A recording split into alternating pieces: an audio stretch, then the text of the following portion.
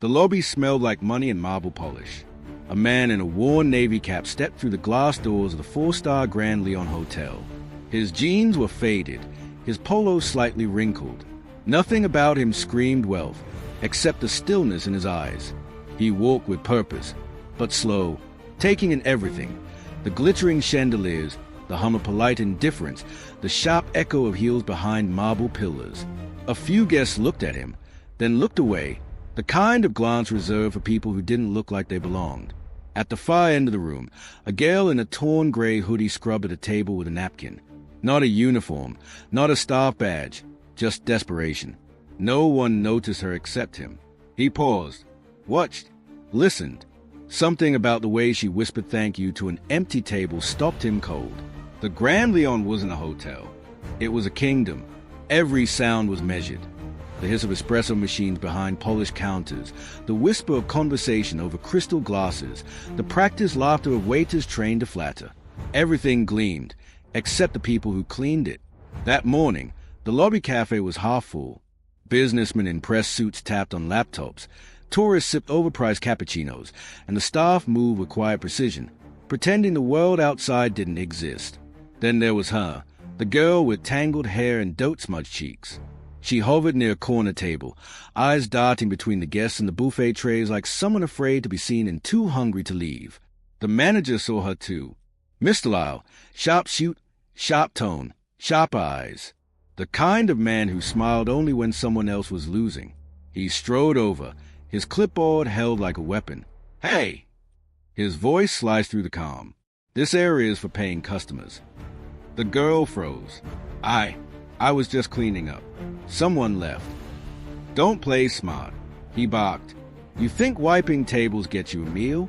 Go beg somewhere else." A few guests turned. Most didn't. The pianist kept playing, soft and indifferent. She mumbled, "I wasn't begging. I just wanted to help." Lyle snorted. "Help? You're a mess. Look at you. You're scaring off the guests."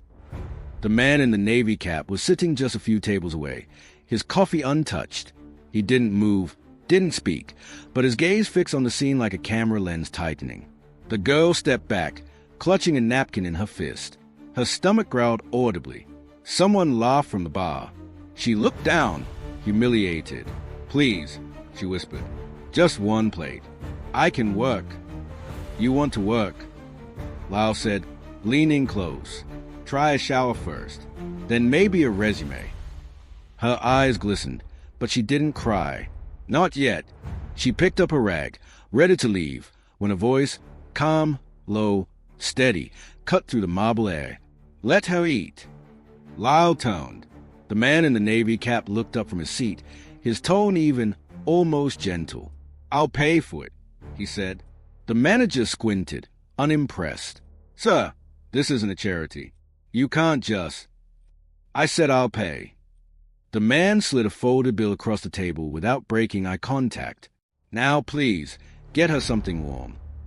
The silence that followed wasn't loud. It was heavy. Every server pretended not to listen, but their hands paused mid-tray. Lyle's jaw tightened. "Fine," he said curtly. "One meal, but she eats outside." The girl nodded, too grateful to resist. The man's gaze followed her as she walked toward the terrace, carrying her small plate of rice and eggs like it was gold. The staff resumed their rhythm. The music swelled back into the air. Everything seemed normal again, almost. But something in the man's expression changed. He watched her through the glass, her shoulders hunched against the wind, eating slowly, deliberately, like every bite was both a victory and a reminder. He stirred his coffee once, then twice, and whispered to himself, almost inaudible, "Still the same world, after all." He pulled a small notebook from his pocket. On the cover, embossed faintly in gold letters, were the words, "Leon Holdings Incorporated." He wrote down a name, Amora, and under it, "Find her." Then he set down his cup and walked out into the rain. The rain fell all night. By morning, the marble floors of the Grand Leon glistened like glass again, polished to erase any trace of the world outside. Guests drifted through the lobby, dry and perfumed. The staff smiled on cue, and Amora was back. Same gray hoodie, damp at the edges. She carried a rag tucked into her sleeve, like an offering. Her eyes darted toward the buffet again, not with greed, but memory. Hunger wasn't just in her stomach anymore. It had settled in her bones. Lyle saw her within seconds. Of course he did. He walked over briskly, snapping his fingers at a bellboy on the way. "What did I say yesterday?" His voice was sharp, rehearsed cruelty. "You think this is some soup kitchen? You come here again, I'll have security remove you." "I wasn't begging," she said softly. "I just wanted to help clean. Maybe I could earn." "Earn?" He laughed, loud enough for the receptionist to hear. "You think we pay people who look like you. We have standards. Sweetheart, you're not even fit to stand near the staff entrance." The laughter around them was polite, the kind people use when they want to look brave without risking anything. Amora's lips trembled. She bowed her head and murmured, "I'm sorry." A busboy passing with a tray hesitated. He was young, maybe 17, eyes too kind for this place. He whispered, "I can sneak you something later. Just wait by the bins." She gave a fragile smile. "Thank you." But Lyle caught it. What was that? He turned on the boy. "You feeding strays now, Matteo? You like throwing your paycheck away." The boy froze. His throat bobbed, words dying there. "Say something." Lyle barked. "Tell me she's not worth losing your job for." No one moved. The receptionist pretended to type. The concierge looked at the ceiling. No one wanted to be part of this scene. That's when the elevator chimed. The man in the navy cap stepped out, holding a small notebook. He walked casually, almost aimlessly, but his eyes saw everything. The boy's trembling hands, the girl's downturned face, the manager's predatory smile. He sat at the same table as yesterday, ordered a black coffee, and watched. Lyle didn't notice him at first. He was too busy shaming the powerless to see who was watching. Amora picked up a rag and whispered, "It's okay. I'll go." "No," Matteo blurted, voice shaking. "You don't have to." "Enough." Lyle snapped, snatching the rag from her hand and tossing it in the bin. "You think this hotel runs on pity? You're a nobody, girl. Go sleep in the alley you came from." The words hit like stones. Amora's eyes glassed over, but she didn't cry. She turned to leave. The man in the cap finally spoke. "She cleaned my table yesterday." Lyle toned. "Say, I apologize if she disturbed you again." "She didn't." The man's tone was calm, deliberate. "She did more work in 10 minutes than your staff did in an hour."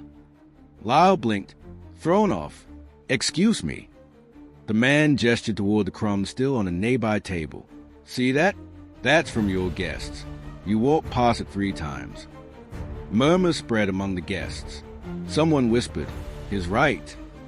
The manager's polite mask began to crack. "So, I don't think you understand how." "I understand perfectly," the man said. His voice was low but carried. "You saw hunger and thought it was weakness. That's all I needed to see." For a heartbeat, Lyle couldn't find words. "Who are you, exactly?" The man smiled faintly. "Just someone who believes people deserve better than this." Lyle scoffed. "Right. Another idealist. Look, so, if you want to run a charity, go across the street. This is a 4-star property, not a shelter." The man didn't answer. He looked at Amora, really looked. "What's your name?" She hesitated. "Amora." He nodded. "That's beautiful. Means eternal." Her eyes flickered with confusion. "You know that?" He smiled gently. "Names matter." Then he stood up, left a few bills on the table, and said, "Thank you for the coffee." As he turned to leave, he glanced at Matteo. "You did the right thing." Lyle crossed his arms. "Are you done playing savior?" The man paused in the doorway, rain light pooling around him. "Not yet," he said. "Tomorrow will be interesting." Then he walked out into the drizzle again, disappearing into the city. Behind him, the lobby buzzed, confused, uneasy. Lyle rolled his eyes and muttered to a co-worker, probably another broken philosopher. But Amora just watched the door long after it closed, something warm flickering behind her tired gaze. It wasn't hope exactly. Not yet, but it was close. Morning light spilled through the hotel's glass facade like judgment. The staff at the Grand Leon moved faster that day. Someone important was rumored to arrive, maybe a corporate inspector, maybe a silent investor. Whispers traveled faster than trays. Lyle was pacing near the front desk, his cologne a little heavier than usual, his smile a little sharper. Everyone on their best behavior, he barked. No mistakes, no freeloaders, and for God's sake, no street rats a day. He didn't have to say her name. Everyone knew who he meant. Amora was outside again, sitting on the edge of the fountain, knees pulled close, hair damp from the mist. The morning air bit at her fingers, but she stayed, waiting, maybe for a kindness that wouldn't come. Her rag was folded neatly beside her, as if that alone could earn her a place in the world. Matteo spotted her from inside and slipped out, holding a small paper bag. "Hey," he whispered. "It's not much. Some bread and eggs." She shook her head. "He'll fire you if he sees." "I don't care." "Yes, you do," she said softly. "And you should. Don't lose your job for me." Before he could answer, a shadow fell over them. Lyle stood by the door, his face pinched in disgust. "Unbelievable. You again." He snatched the bag from Matteo's hands and hurled it into the trash. "How many times do I have to say it? This is a business, not a handout program." Amora rose slowly, fists trembling. "It's just food." "Yeah." He stepped closer. "And next you'll be asking for a room, right? You people are all the same, always wanting, never working." Her eyes flared. "I try to work. I ask every day. You don't even let me sweep." He smirked. "Because you scare the guests. You're bad for business." The words hit like ice water. She looked away, voice breaking. "I'm not bad. I don't have anywhere to go." "Not my problem," he said. "Get lost before I call security." He turned, but stopped when he saw the reflection in the glass. A man approaching from the curb, jeans still faded, cap still low, holding something small in his hand. It was a name tag. Lyle frowned. "You again?" The man's voice was calm. "Yes, me again."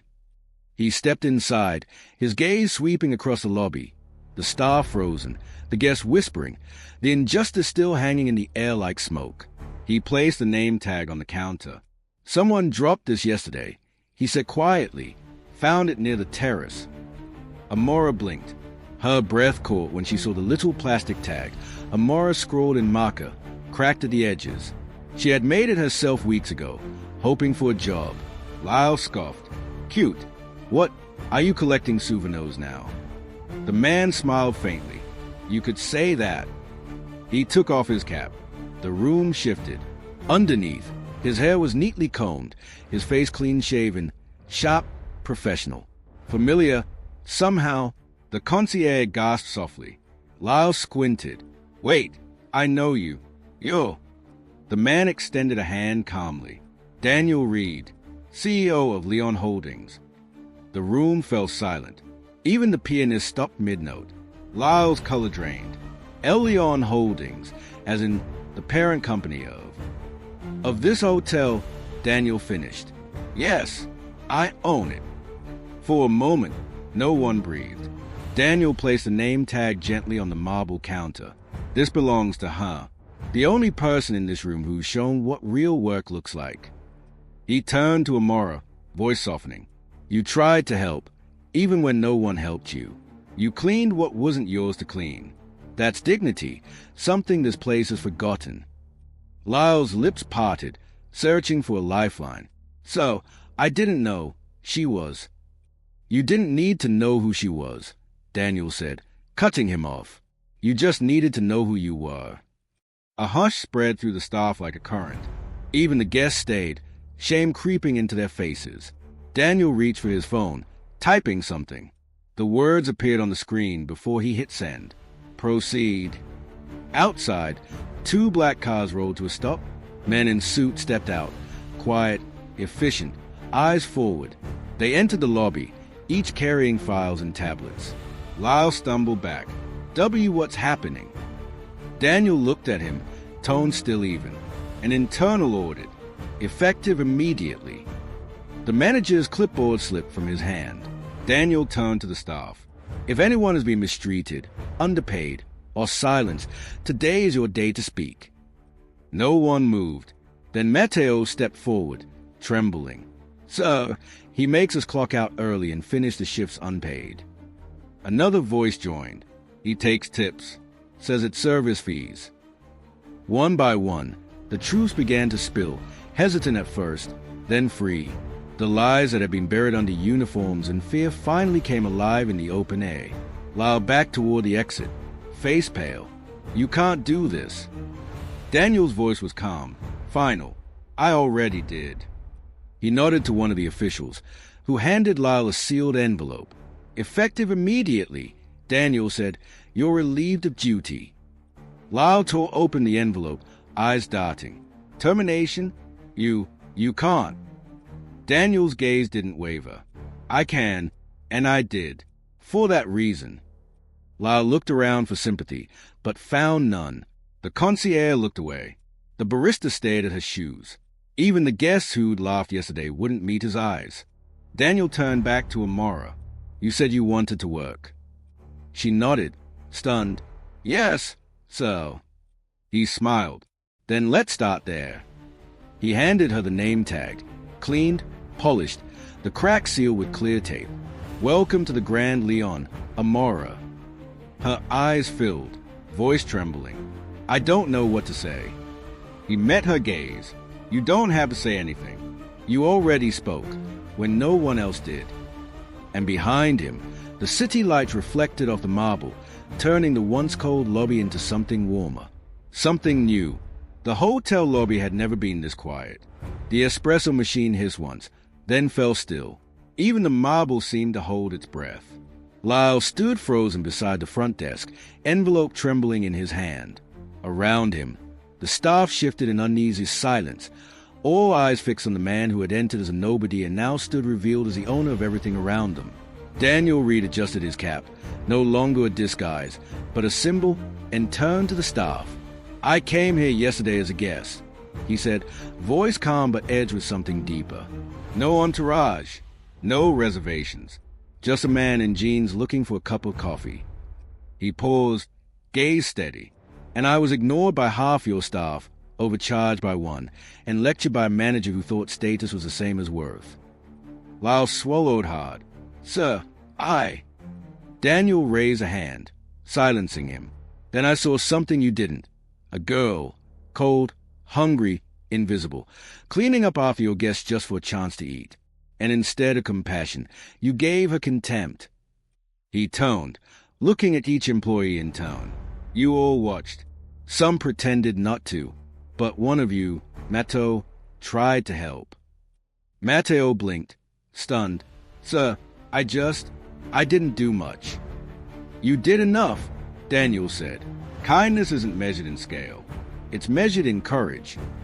He looked at Amora then, her cracked name tag gleaming faintly under the chandelier light. And you, he said softly, reminded me why I started all this. The crowd shifted. Someone whispered, started what?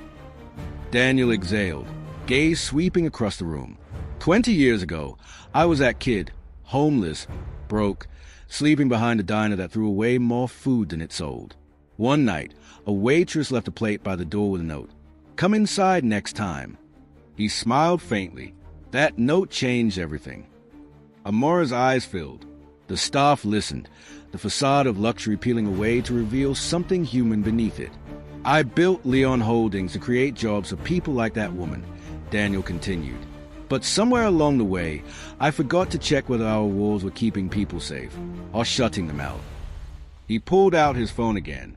Yesterday I sent a message to my board. Today, they're here. The elevator timed.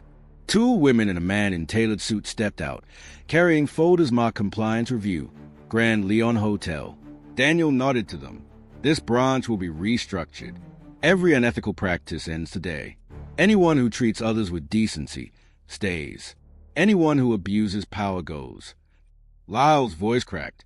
So, please, It was just one incident, a misunderstanding.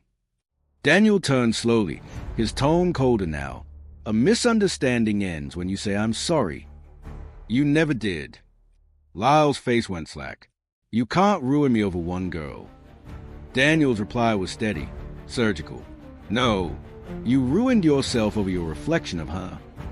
The security guard stepped forward. "Mr. Lyle, you'll need to come with us." Lyle's eyes darted wildly around the room, but there was nowhere to look that didn't mirror shame back at him. He dropped the clipboard, the sound echoing through the lobby like a closing chapter. Daniel faced the staff once more. Let this place remember, success means nothing if it starves the soul. He looked at Amora again. You deserve better than charity. You deserve an opportunity. Report to the front desk tomorrow morning, as staff. She covered her mouth, tears spilling over. "Thank you, sir." "Don't thank me," he said gently. "Thank yourself for not giving up." Then he turned to Matteo. "And you're promoted to assistant manager. Effective immediately." The boy froze, eyes wide. "Sir, what? I'm just..." "You're the kind of person this company needs," Daniel said. "Someone who remembers what right looks like." Applause began slowly, uncertainly, then stronger. The sound grew until it filled the entire lobby. Not polite, but real. Guests stood, some clapping softly, others wiping their eyes. Daniel let the moment breathe, then lifted his coffee cup, the same kind he'd left behind yesterday. "Let's make sure this place never forgets what it's serving," he said quietly. "Not just food, not just comfort, but respect." The board members nodded. Staff began whispering, some hugging, some crying quietly. For the first time in years, the Grand Leon didn't feel like a fortress. It felt like something else entirely. Alive. Amora held her name tag against her chest like a promise. Daniel watched her for a moment, then stepped back toward the glass doors. Outside, the city glimmered with under the gray light. He looked at his reflection, the cap, the casual shirt, the face of a man who had once been forgotten, and smiled. Then he whispered to himself, as if speaking to the boy he used to be. Still the same world, just different eyes. He walked out, leaving silence, the kind that heals instead of haunts. By afternoon, the rain had stopped, but the storm inside the Grand Leon was just beginning. Audit teams filled the lobby like ghosts of accountability, quiet, efficient, unstoppable. Clipboards whispered against paper. Screens glowed with spreadsheets of hidden overtime, missing tips, falsified reviews. Every number told a story of someone silenced. Lyle sat in the manager's office, a space once perfumed with authority. Now, it smelled of fear. A compliance officer read aloud from a report. Multiple wage violations, unauthorized deductions, employee intimidation, fraudulent bonus claims. Each line struck like a gavel. "I built this hotel." Lyle snapped, "You can't treat me like a criminal." Daniel's voice from the doorway was calm, surgical. "You didn't build it. You infected it." Lyle's hand shook. "You think I'm the only one? Every hotel cuts corners." Daniel stepped closer, eyes steady. "Then maybe every hotel needs to remember what corners cost." He nodded to the officers. They escorted Lyle out. No shouting, no dramatics. Just quiet inevitability. Guests turned as he passed, their gazes cold and unblinking. For the first time, he saw himself the way others had seen him. Small. At the reception desk, the staff watched in uneasy silence. Matteo stood behind the counter now, newly promoted, hands clasped to stop them from trembling. "Where do you want the files, sir?" he asked. "Every record on my desk," Daniel said. "And make sure payroll gets corrected. Back pay for every stolen hour." "Yes, sir." The barista, the same one who'd laugh when Amara was humiliated, approached hesitantly. "Mr. Reed, I didn't mean to. I thought..." Daniel's gaze softened, but his words stayed firm. "You thought fitting in mattered more than doing right. You were wrong." Her eyes welled. "Can I fix it?" "You can start by apologizing," he said. "To her." The woman turned to Amora, voice shaking. "I'm sorry. I should have helped." Amora nodded gently. We all should have. The moment lingered, fragile, cleansing, the kind that makes people remember who they wanted to be before fear taught them otherwise. Daniel turned to the assembled staff. Listen to me carefully. This place isn't closing. It's changing. From today, the Grand Leon belongs to its people again. He paused, letting the words settle. No more stolen tips. No more shouting. No more managers who think titles mean power. A bellboy raised his hand timidly. So, does that mean we still have jobs? Daniel smiled faintly. If you earned them, yes. If you abused them, no. One of the auditors approached. So, the public relations team is asking how to handle media inquiries. Tell the truth, Daniel said. For once. The man blinked. You want to admit? Yes, Daniel interrupted. We'll admit everything because transparency isn't weakness. It's repaired. He turned back toward the floor-to-ceiling windows. Outside, traffic glided by, oblivious to the quiet revolution taking place inside. He spoke almost to himself. Kindness doesn't need a reminder, he murmured. It speaks before excuses do. Amora stood a few steps away, still unsure where she fit in this new order. Daniel caught her hesitation. Come with me, he said. He led her through the lobby, past the tables where she'd once begged to clean crumbs for food. They stopped by the cafe counter. This was where I sat when you wiped the table, he said softly. You didn't ask who I was. You just did what was right. She looked down, embarrassed. I was just tired of walking away. That's how every change starts, Daniel said, with someone who decides to stop walking away. He motioned toward the terrace, where sunlight now cut through the clouds, landing on the same table where she'd eaten alone the day before. Do you remember that plate of rice and eggs? He asked. She nodded. It was the best meal I'd ever had. He smiled gently. Then that's where we'll start again. He turned to a waiter. 2 coffees, and whatever she wants from the kitchen. Put it on my account. The waiter's eyes widened. Yes, sir. Guests nearby watched the scene unfold, whispers turning into quiet admiration. The same people who'd ignored her yesterday now nodded in respect. Daniel sat across from her, the world outside alive again with color and movement.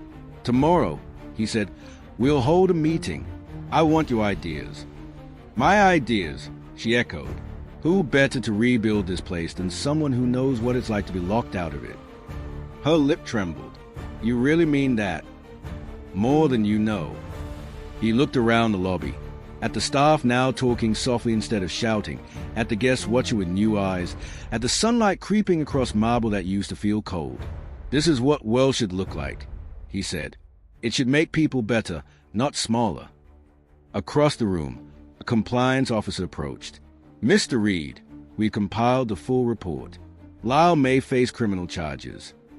Daniel nodded slowly. Justice can handle him. We have work to do here. As Lyle was escorted out the front doors, clipboard gone, title erased, Daniel didn't watch.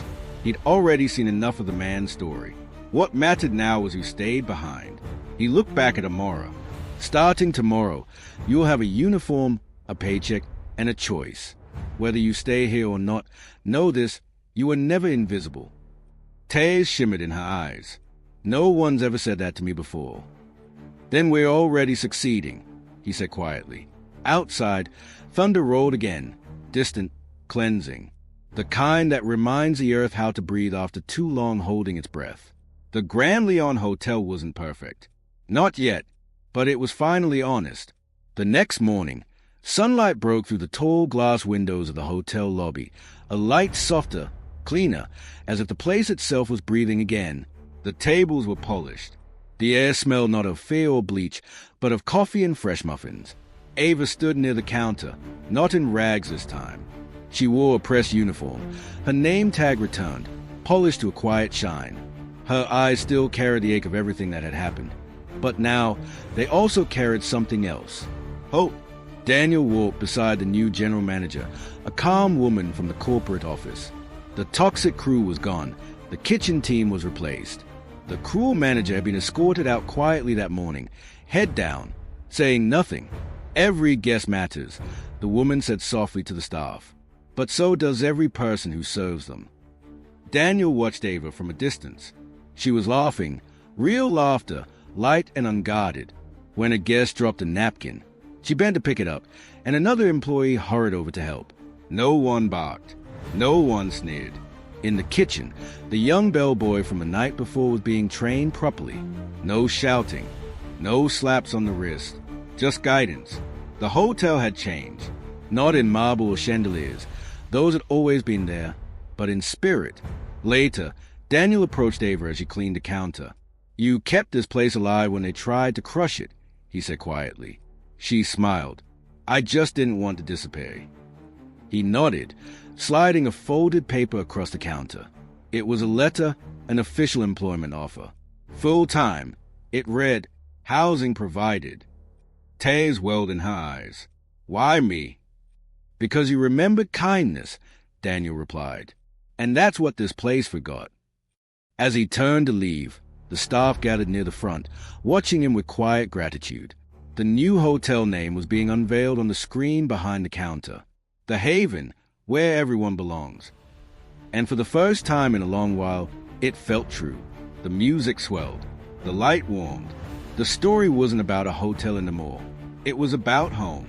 Daniel sat in the quiet of the hotel cafe, hours after the last guest had gone to bed.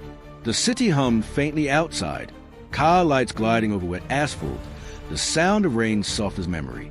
He stirred his coffee, slowly, the same cup he'd ordered the first night, when they'd looked at him like they'd.